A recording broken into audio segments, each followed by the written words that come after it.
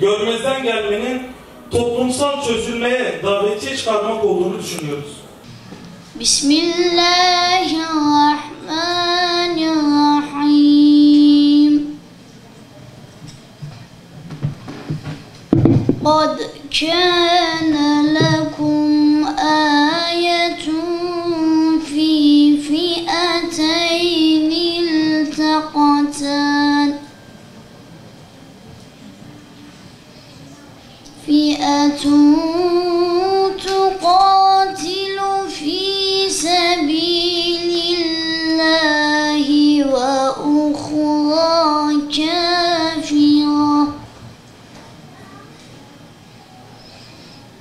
وَأُخْرَى كافرة يرونهم مثليهم رأي العين والله يؤيد بنصره من يشاء إن في ذلك لعبرة لأولي الأبصار. Bismillahirrahmanirrahim. Değerli katılımcılar ve kıymetli misafirler, hepinizi saygı ve hürmetle selamlıyorum. Son kalemize hoş geldiniz. Evet, aileye dair çok söz söylendi. Birkaç kelime de ben yapmak istiyorum. Aile biliyorsunuz değerlerimizi yaşatan, bizi biz yapan, nesilden nesile aktarılan kültürümüzün en değerli yapı taşı diyebiliriz. Ailenin toplumdaki önemi kesinlikle göz ardı edilemez. Ailenin içinde bulunduğu durum, kıymetli arkadaşlarım, önce doğru terimleri ve doğru bilgi kaynaklarını kullanmamız lazım. Doğru terimle, Batı kültür medeniyetinin inşa ettiği terimlerle Türkiye'de aileyi çözmek ve çözüm bulmak mümkün değildir. Onun için Türkiye'deki bütün yasaların bu bağlamda değişmesi gerekir. Biraz sonra daha ayrıntılı kısma girilecek. Ailenin içinde bulunduğu durumu 9+9 soru ve 5 temel dinamik bağlamında ele almamız gerekir. 5 temel dinamik. Aile içi dinamikler, iç dinamikler, bölgesel dinamikler, küresel dinamikler, iblis faktörü arkadaşlar. Unutulan bu.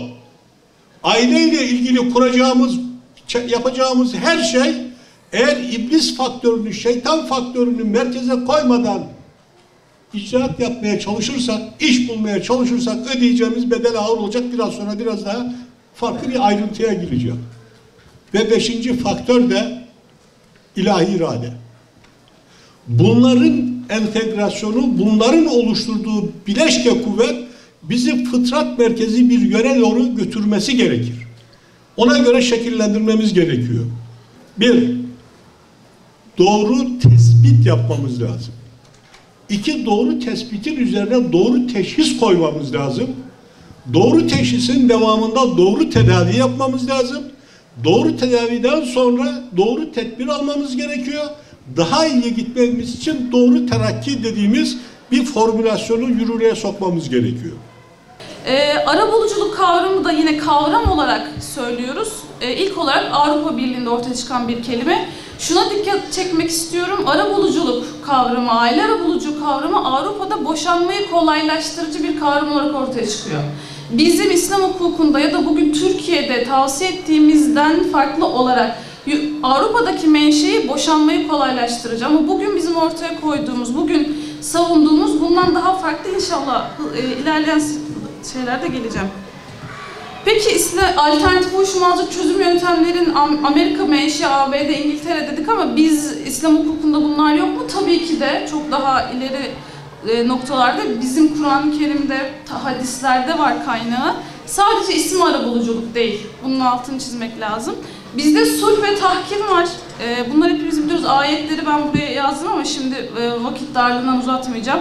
Tahkimden hocam da bahsetti. Bizim ayet-i kerimede eğer karı koca arasında şikaktan, şiddetli geçimsizlikten korkuyorsanız kadının ailesinden bir hakem erkeğin ailesinden bir hakem tutmanız sizin için bizlere tavsiye ediliyor. Arabuluculuk kavramı nedir? Uyuşmazlığı alanında uzman, tarafsız bir üçüncü kişinin yönetiminde çeşitli yöntemlere başvurarak gizlilik, gönüllülük, menfaat dengesi etrafında alternatif bir uyuşmazlık çözüm yöntemi. Aile arabuluculuğu da aile kurumunu ilgilendiren konularda uyuşmazlığa düşen tarafların aralarındaki ihtilafı devlet yargısına başvurmadan tarafsız, bağımsız üçüncü kişilerin katılımı ile gidermeye çalışılan bir yöntem. Bu kadar konuştuğumuz arabuluculuk nedir? Buna değinmek gerektiğini düşündüm. Peki neden önemli? Neden aile arabuluculuğunu gündeme getiriyoruz? Kanunlara girmesi gerektiğini söylüyoruz. Çok hızlı, çok daha güvenilir, çok daha ekonomik, yargının yükünü de azaltacak. Sadece bizim açımızdan, sadece vatandaş açısından değil. Evet, bizlerin mahkeme süreçlerini kısaltacak, belki mahkemeye başvurmadan çok daha çabuk çözülecek ama aynı zamanda toplum açısından, kamu açısından, yargı açısından da yığılmış mahkeme dosyalarını azaltacak bir çözüm aslında. Peki bu arabuluculuk hizmetini kimler verebilir? Bizim aslında belki de benim çalıştığım husus burasıydı. Normalde biz arabuluculuğun, aile arabuluculuğun bugün de siyasette belki de olan hocalarımızın tavsiyeleri devlet tarafından profesyonel bir arabuluculuk merkezi kurulmasıdır. Bu işin çözümü, bu işin en güzel yöntemi. Ancak böyle bir merkez kurulana kadar, profesyonel bir arabuluculuk merkezi devlet tarafından kurulana kadar kimse yapamaz mı? Bunu tabii ki de yapabilir. Ben bu noktada bir örnekle geldim burada. Çalışmış olduğum bir ülkeyle gelmiş oldum. Ben doktora tezimi Fas'ta çalıştım, Fas'la alakalı. Fas biliyorsunuz Müslüman bir ülke, aile hukuku, İslam hukukuna göre. Burada bir örnek gördüm, sivil toplum kuruluşları. Fas'ta aile arabuluculuğunu devlet tarafından yapılan bir ayağı da var, resmi tarafı, ama daha çok arabuluculuğu sivil toplum kuruluşları yapıyorlar. Neredeyse her şehirde bir sivil toplum kuruluşu, en az bir sivil toplum kuruluşu, aileyle ilgilenen bir sivil toplum kuruluşu aynı zamanda kendini bir arabulucu olarak addetmiş ve bu yönde çalışmaları var. Eğer toplumsal dirilişi ve ahlaki yükselişi gerçekleştiremezsek hiçbir alanda muvaffak olmamız mümkün değil. Ne demek bu? Neden buna ihtiyacımız var? Eğer toplumsal dirilişe ihtiyacımız varsa demek ki toplum çökmüş demektir. Ahlaki yükselişe ihtiyaç duyuyorsak ahlak yerlerde, bitkisel hayatta demektir. Peki toplum neden çöker? Değerli dostlar, birçok alanda ahlak, adalet, aidiyet, değerler ve güven noktasında zafiyet varsa, bunların kaybı yaşanıyorsa o toplum çöker. Peki toplum çökerse hangi değerleri kaybeder? Evvela merhameti kaybeder, merhametin yerini bencillik alır. Adaleti kaybeder, adaletin yerini güçlünün hukuku alır. Saygının yerini umursamazlık, ahlakın yerini popülerlik alır. Güven yerini kuşkuya, sorumluluk ise yerini bana ne, beni ilgilendirmez, benim işim değil anlayışına teslim eder. Ama en önemlisi, bir toplum çökerse o toplumda biz bilinci yerini ben anlayışına terk eder ki bu meselenin belki de en son noktasıdır. Tarih boyunca hem bireyin hem toplumun temel yaşı, temel taşı aile. Yani dillere pelesenk olmuş ifadeyle söyleyeyim, aile toplumun temeli, aile toplumun merkezi, aile toplumun kök hücresi, aile toplumun, insanoğlunun ilk kurumu. Yani Adem peygamber ve Havva annemizle başlayan bir kurum. Düşünün ki o zaman devlet yok, siyaset yok, ticaret yok, şirket yok ama aile var. Değil mi? Aynı zamanda toplumun ilk okulu. Sevgi, şefkat, merhamet, adalet nerede öğrenilecek? Ailede öğrenilecek. Böyle bir kurum aile.